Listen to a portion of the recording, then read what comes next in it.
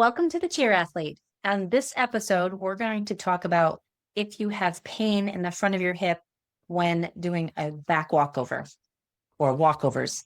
This episode is coming to you from a request I have from Ask a PT form by Ricky. And thank you so much, Ricky, for reaching out and asking this question. Welcome to the Cheer Athlete podcast, where we bring coaches, parents, and athletes expert tips and advice to help keep cheerleaders healthy, strong, and at the top of their game. Now let's go. I think it's a common problem cheerleaders experience. So it can be tricky.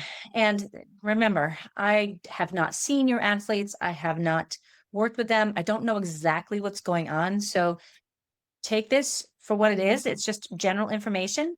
And if we make a suggestion and it feels good, great, go for it. If it doesn't feel good, don't keep going, and absolutely check in with your PT and get checked out so that they can actually do some work to help make it feel better. When we do a back walkover, the difference between that and a handspring is where the leg position is, right? So it's the same motion in your back. It's a different speed. I think we can agree on that. But the difference is where the one leg kicks up and the other leg is down and how that affects the pelvis.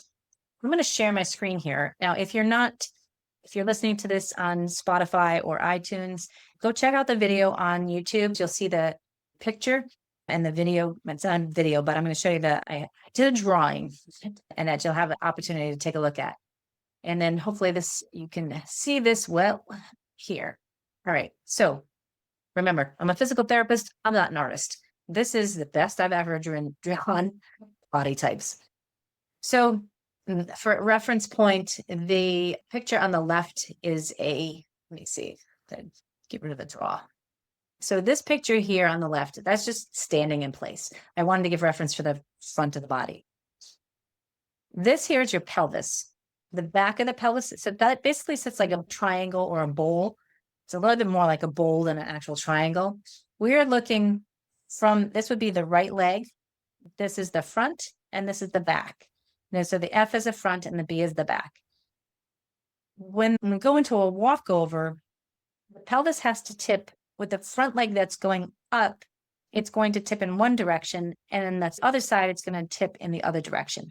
Now, it's not a big motion. We don't, really twist and rotate. But in essence, and the momentum that's happening at the pelvis, one side tips back and the other side tips forward. The leg that's down should be tipping slightly forward, and the side that's going up and kicking over should be tipping back.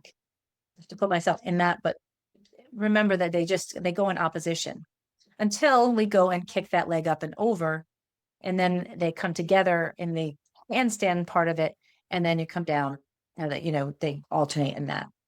So if the pelvis tips forward, that's an anterior tilt. And when it tips back, that's actually a posterior tilt. So the back part goes down. Let's see. So what happens as you do that, your leg that's kicking up, the hamstring is going on stretch, and the quads, the hip flexors are helping to pull that up and over. On the other side, the down leg, the hip flexor in the front is going to go on stretch. Hip flexors, there's 3 primary other secondary muscles. So they're going to go on stretch, and they're going to be shortened in the back and the glutes and the hamstrings. And if one is tight and overworked and doesn't want to go and stretch in that position, other things are going to tighten and then create that pain sensation. So it could be that the leg that's going up, the kicking leg, is working fine, and the down leg is just stretching too much and it doesn't like that, in which case you might need more stretch on that down leg. Or it could be that the leg that's kicking over is tight in the hamstrings and weak maybe in the hip flexors, so that the down leg is trying to stabilize the pelvis and pull you back down and not allow that, creating pain in that down leg position. If it's the leg that's kicking over, that's the hip that's bothering, that front of the hip could be sore because it's working too hard to pull against the hamstring with the other leg planted and the other leg being extended. So the hamstring could need to get loosened on that leg that's kicking while strengthening the hip flexor. For this, I love my active straight leg raise stretches where you hold a strap around your foot and you pull the leg up into the point where you feel a stretch, and then you raise the other leg up and down to meet it. I can put a link. I'll put that video as a tag. I don't know where the videos go when I put it up on YouTube, but I'll include that. I'll include the link in the show notes also, and you can have a link to that from the video. So, because that's going to stretch one hamstring and strengthen the other. And it's going to stabilize at the pelvis. Now, this is the key thing. We need to work on stabilizing the pelvis. Let's go back to the screen here for a second. So when we look at the pelvis here, this is a level pelvis. And ideally, we have a slight tip forward. The front is slightly tipped down. So really, it would be more. Ooh, that worked well. I'm very new at this drawing on Word.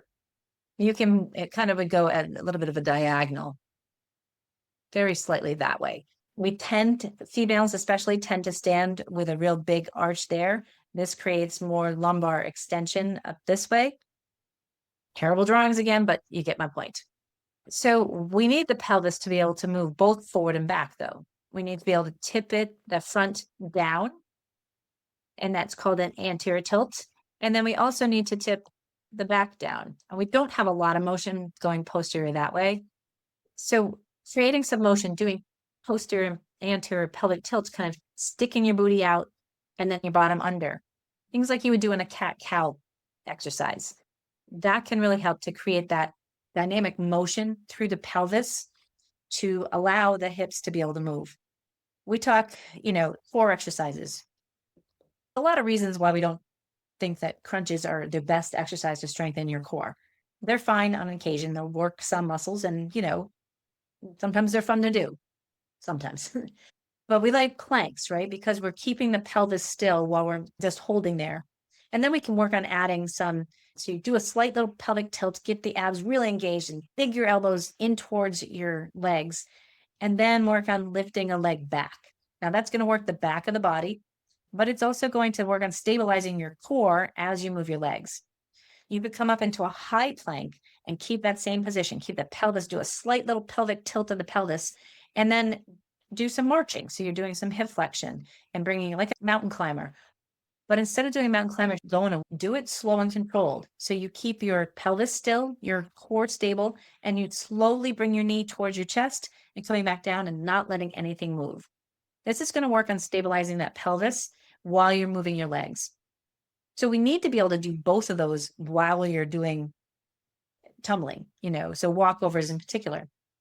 Our pelvis needs to be stable in standing. It needs to be stable as we're in the handstand position, and it needs to move slightly. We need to get the legs to move on the pelvis while the pelvis is relatively moving into that posterior tilt. So if you think of your pelvis here, my fingertips are my KSI, the front of the body, and the thumbs are the PSIS. So at rest, we want them to be slightly level, but usually they are, just a little bit tilted. When we raise our leg up, and that leg that's raising up is going to slightly back, and the other leg is going to go slightly forward, and then the opposite. So it takes a lot of control, is the point. There's a lot of complex things happening in there. And working on that same, core strength and hip mobility and upper body mobility that you need to be able to get over, it's a precursor for doing a handspring. So you need the same mobility. It's just a little different mechanism at the pelvis with the legs are kicking. How do you manage that? It all depends. It depends on if the side that's sore is usually the site of pain is not the actual problem. So I would start by checking the other side of that joint and seeing, is that super tight, or is it actually weaker? Is pulling, and creating too much stretch on that hip flexor. I would also then check on the opposite leg and see what the hamstring flexibility is. So when we're lying down, if we are lying flat, and so my hands are going to be my legs out straight, and up here is the head. When we raise our leg up, cheerleader really needs to keep their knee as straight as you can and raise the leg. 90 degrees is what we look for. 70 degrees is normal for normal human beings. 90 degrees, we need minimum cheerleaders for jumping and stretching and tumbling and all that. And then we probably need a little bit more if you're a flyer. All while keeping the pelvis level, so the pelvis isn't just rocking back and keeping that down leg straight. So if you think of this as my knee, really long femur and short tibia, but if you think here is my knee, not letting the knee pop up even a little bit on the down leg and making sure that top leg that's moving, the knee is staying locked in tight. If they can't keep that tight and the down leg tends to want to pop up, don't go as high in your stretches, but it's work that needs to happen. Like, don't have that mobility to be able to kick the leg over. And this down leg is trying to work and fight that and hold that. So it could be because you need some glute strength or flexor strength. I would try a combination of both. Try and get some mobility in the hamstring without putting strain on that hip flexor. Working on that pelvic tilt. So lying on your back with your knees bent, flattening your back into the table, and then arching your back and trying to go nice and smooth and easy on both sides. Flipping over onto cat-cow, and trying to keep your upper back, keeping your neck and your upper back still, and just moving the pelvis, tucking your bottom under, and then arching your back. Those are the things I would work on and want to look at first. So if you came in to see me, I'd look at their hamstring flexibility. I'd look at, can they touch their toes? Can they lean backwards? Looking to find out what tends to aggravate and feel their pain. And then looking at that segmentally as well and seeing, do they have that stability? Now, it could be from the upper back that they're not having, they don't have enough shoulder motion. And so their hips are trying to get there too. But, start at the site where it hurts and then see what that mobility is first. And do they actually have the ability to move their hips independent from their pelvis and not put too much strain through there? How do you manage symptoms in the moment? So if it's hurting during, ask the coach to see if they can firm up a little bit on the technique and see if you can modify the technique to make it not hurt during. And then make sure they've done a good warm up. All of these exercises can be part of the warm up. And then maybe do them exercises in between reps also. If it's lingering when they get home and they're not limping and it's just sore because they did a lot of repetitions, do some of the exercises that feel good. You could do some gentle stretching, but I would try and do some stability on the other side. So if they're stretching their hip flexor, the best way to do that is being down on one knee, the butt under in that posterior tilt, and just feeling a nice, easy stretch there. You can then rock that into a pendulum where you're getting that stretch and then kind of arching your back into your glutes and then tucking your bottom under. So you're going back and forth in that. Be careful not to let them arch their back like this. We want to keep the ribs stacked over the pelvis because that's going to, one, get the better stretch on the hip flexor, and two, make sure we set our core up to stay stable. So if you do pendulum where you're tucking your bottom under and sticking your bottom out, that's going to cover both sides of the joint. If they can't quite coordinate that, have them lie on their back, bend their knees as much as you can, do a slight posterior tilt, and lift the booty off the floor into a bridge, not a back bend, but just lifting the bottom up to get some activation. Working those should help to calm it down. If it's not helping, that's when you need to go get it checked. And if it's something that's persistent and they are limping a lot and it's not feeling better the next morning, you could go get it checked and go just really get to a physical therapist because they're going to look at you move and they can help determine if it's, an actual movement problem. And if there's no traumatic injury that they didn't fall from it and they didn't land weird out of it, and imaging is not going to show anything. On a worst case scenario, if there's labral injury, they're going to have a little bit more clicking and popping. They're still going to recommend don't going to physical therapy. So because the surgery hasn't to be all that effective in the long term. So putting any kind of surgical intervention off is good if you can get it better and get the stability better. Most of the time, if there's there, it's because there's a need for more core stability. And learning the right exercises to do and being somebody in person can be extremely helpful. All of this can help, but if it's ongoing, you need to go get seen.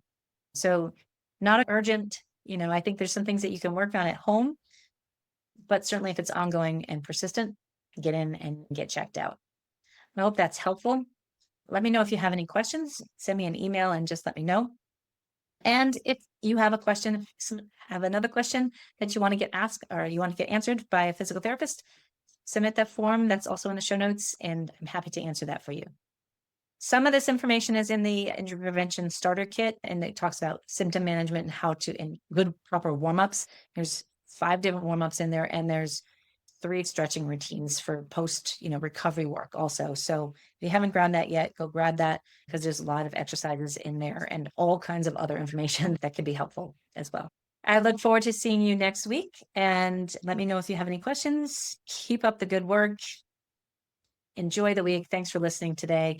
If you haven't subscribed, hit the subscribe button. If you find this helpful, please share with another cheer coach or your cheerleaders so that we can spread the message and prevent injuries and help you keep you moving well and feeling good so your cheerleaders keep cheering for life.